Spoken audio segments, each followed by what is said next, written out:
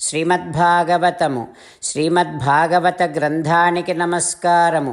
నిగమకల్పతరోర్గలితం ఫలం సుఖముఖాదమృతద్రవ సంయుతం పిబత భాగవతం రసమాలయం ముహురహో రసికా భువి భావుకాః. శ్రీసుఖయోగీంద్రుల వారికి నమస్కారం. యం ప్రవ్రజంతమనుపేతమపేతకృత్యం ద్వైపాయనో విరహకాతర ఆజుహావ పుత్రేతి తన్మయతయా తరవో వినేదుః తం సర్వభూతహృదయం మునిమానతోస్మి. నరనారాయణులకు, చతుర్ముఖ బ్రహ్మకు, సరస్వతీదేవికి, వ్యాసమహర్షుల వారికి నమస్కారం. నారాయణం నమస్కృత్య నరం చైవ నరోత్తమం దేవీం సరస్వతీం వ్యాసం తతో జయం ఉదీరయేత్. శ్రీమద్భాగవతము తృతీయ స్కంధములో సూతమహాముని సౌనకాది మహర్షులందరికీ ప్రవచనం చేస్తూ చెబుతూ ఉన్నాడు. ఓ మహర్షులారా, శ్రీసుఖయోగీంద్రుడు పరీక్షిన్నరేంద్రుడికి ఉపదేశం చెబుతూ ఉన్నాడు. ఓ పరీక్షిన్నరేంద్ర, ఉద్ధవుడు విదురునితో శ్రీకృష్ణ భగవానుని యొక్క వైభవాన్ని గురించి చెబుతూ ఉన్నాడు. ఓ విదురా, శ్రీకృష్ణుడు సర్వస్వతంత్రుడై ఉండి కూడా సామాన్యునిలాగా ప్రియం ప్రభు గ్రామ్య ఇవ ప్రియాయ, ఒక భార్య మాట విని భార్యకు ఆనందాన్ని కలిగించటము కోసమని పారిజాతం ఇలకున్ లీలాగతిన్ తెచ్చే, పారిజాతాన్ని దేవలోకము నుండి భూలోకానికి తెచ్చాడు.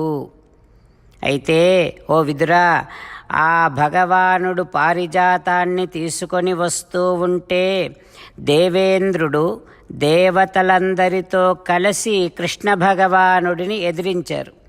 అప్పుడు కృష్ణుడు వారితో యుద్ధం చేశాడు. ఓ విదురా, ఈ విశ్వానికంతటికీ పతి అయినటువంటి భగవానుడు కృష్ణుడు తాను ఒక స్త్రీకి పతిని అని భావించి, సర్వస్వతంత్రుడైనటువంటి భగవానుడు శ్రీకృష్ణుడు ఒక స్త్రీకి పరతంత్రునిలాగా ప్రవర్తించాడు. ఓ విదురా, అంతేకాదు శ్రీకృష్ణ భగవానుడు సుతం వృధేఖం వపుషాగ్రసంతం దృష్ట్వా సునాభ ఉన్మథితం. శ్రీకృష్ణ భగవానుడు యుద్ధములో తన చక్రాయుధముతో భూదేవి కుమారుడైనటువంటి నరకాసురుణ్ణి సంహరించాడు. విదురా, ఆ నరకాసురుడిని సంహరించిన తర్వాత అయ్యో కొడుకు చనిపోయాడే అంటూ భూదేవి బాధపడింది. అప్పుడు దేవదేవుడైనటువంటి శ్రీకృష్ణ భగవానుడు ఆ భూదేవిని ఓదార్చటం కోసమని ఆ రాజ్యాన్ని నరకాసురుడి పుత్రుడికి, కుమారుడికి ఇచ్చాడు. ఇచ్చి నరకాసురుడి యొక్క అంతఃపురములోనికి ప్రవేశించాడు. ఇక శ్రీకృష్ణ భగవానుడు ప్రవేశించి అక్కడ బంధింపబడినటువంటి స్త్రీలందరినీ చూశాడు. వారందరూ దృష్ట్వా హరి అయినటువంటి శ్రీకృష్ణుణ్ణి చూసి ఆర్తబాంధవుడైన పద్మాక్షు చూచి హర్ష బాష్పాంబుధారా ప్రవర్ష మొదవన్. ఆ స్త్రీలందరూ ఆర్తితో అనురాగముతో లోకనాథుడైనటువంటి శ్రీమన్నారాయణుడైనటువంటి శ్రీకృష్ణ భగవానుణ్ణి నాథునిగా స్వీకరించాలని కోరుకున్నారు. వారంతా కోరుకోగానే వారందరినీ కూడా లోకభర్త అయినటువంటి పరమాత్మ ఆ 16,000 మందిని 116,000 అట్టి కన్యలు వారందరినీ భార్యలుగా స్వీకరించాడు శ్రీకృష్ణుడు అంటూ ఉద్ధవుడు విదురుడితో కృష్ణ వైభవాన్ని గురించి చెబుతూ ఉన్నాడు. ఆ తర్వాత ఏం జరుగుతుందో రేపు తెలుసుకుందాం. ఓం శ్రీకృష్ణ పరబ్రహ్మణే నమః. ఓం అస్మద్గురుభ్యో నమః. అంతేకాకుండా మనం ప్రతిరోజు శ్రీమన్నారాయణుడికి ఒక 8 పనులు చేస్తాం అని మాట ఇద్దాం. ఎందుకంటే శ్రీకృష్ణ భగవానుడు 18వ అధ్యాయములో 65 నుండి 70వ శ్లోకాల ద్వారా శ్రీమద్భగవద్గీత అంతటికీ సారభూతముగా మనకు 8 పనులు చేయమని చెప్పాడు. అలా చేస్తే చాలు, నేను మిమ్మల్ని అన్ని విధాలుగా రక్షిస్తా అని ప్రమాణపూర్వకముగా ప్రతిజ్ఞ కూడా చేశాడు. అందుకని శ్రీమద్భగవద్గీతను అంతటినీ విన్న తర్వాత అర్జునుడు కూడా చివరకు కరిష్యే వచనం తవ, కృష్ణ నువ్వు చెప్పినట్టే చేస్తా అని అన్నాడు. కనుకనే భగవానుడు అర్జునుడికి అన్ని విధాల విజయాన్ని అందించాడు. మనం కూడా ప్రతిరోజు శ్రీమన్నారాయణుడికి ఆ రకంగానే మాట ఇద్దాం. 8 పనులు చేస్తాం అని మనము మాట ఇస్తే అది అష్టాక్షరీ మహామంత్ర జపము చేసినటువంటి ఫలితాన్ని మనకు ప్రతిరోజు ఇస్తుంది. ఇట్లా మాట ఇవ్వటం కంటే గొప్ప పూజ, యజ్ఞము, తపస్సు మరొక్కటి లేనే లేదు. అందుకని నేను అంటూ ఉంటాను, మీరు మనస్సులో భావిస్తూ ఉండండి.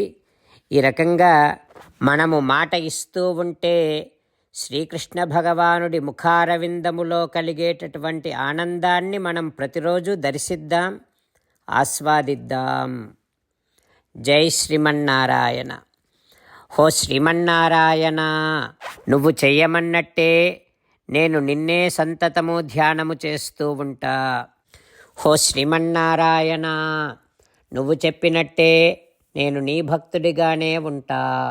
హో శ్రీమన్నారాయణ, నువ్వు చెయ్యమన్నట్టే నేను నా విధులను, కర్తవ్యాలను నీ సేవగా, నీ తృప్తి కోసమనే సక్రమంగా నిర్వర్తిస్తూ ఉంటా.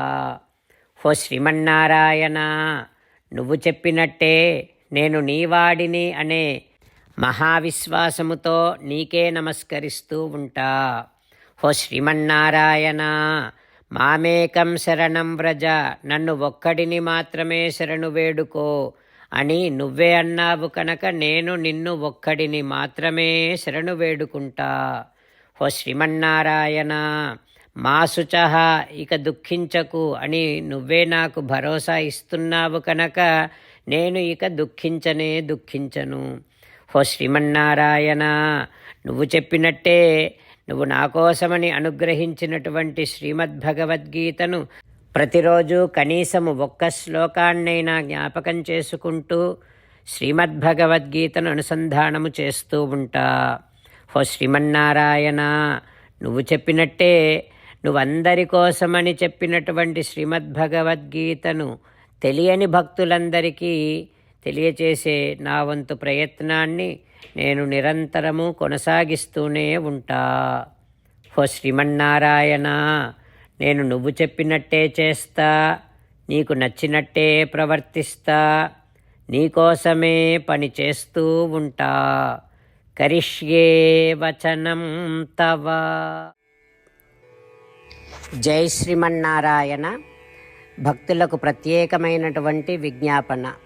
మీకు అన్ని విషయాలలో వెంటనే మంచి ఫలితాలు రావాలి అనంటే ప్రతిరోజు 1 నిమిషం వెచ్చించి నారాయణాస్త్రాన్ని చదవండి.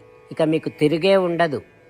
నారాయణాస్త్రాన్ని పొందడానికి మీరేం చేయాలంటే నారాయణాస్త్రం అనే వెబ్సైట్కి వెళ్ళి మీ పేరు, మీ ఈమెయిల్ ఇస్తే మీ ఈమెయిల్కి నారాయణాస్త్రం PDF వస్తుంది. అందులో ఒక రామాయణ శ్లోకం, ఒక గీతా శ్లోకం, ఒక విష్ణునామం ఉంటాయి. ఆ 3ంటిని కలిపి నారాయణాస్త్రం అంటాం. ప్రతి ఒక్కరికి వేరువేరు శ్లోకాలను ఇస్తున్నాం. ఆ రకంగా ఎవరి శ్లోకాన్ని వారు ప్రతిరోజు తప్పనిసరిగా చదవటం వలన ప్రతిరోజు ప్రతి 24,000 భక్తులతో ఒకసారి సంపూర్ణ రామాయణ పారాయణ, 33 సార్లు శ్రీమద్భగవద్గీత పారాయణ, 24 సార్లు శ్రీ విష్ణు సహస్రనామ స్తోత్ర పారాయణ జరుగుతుంది. ప్రతి ఒక్కరికి అంతటి విశేష ఫలితము ప్రతిరోజు లభిస్తుంది. అందుకని మీరు మీ కుటుంబ సభ్యులు అందరూ ఒక్కొక్కరు ఒక్కొక్క నారాయణాస్త్రాన్ని వెంటనే పొందండి. జై శ్రీమన్నారాయణ.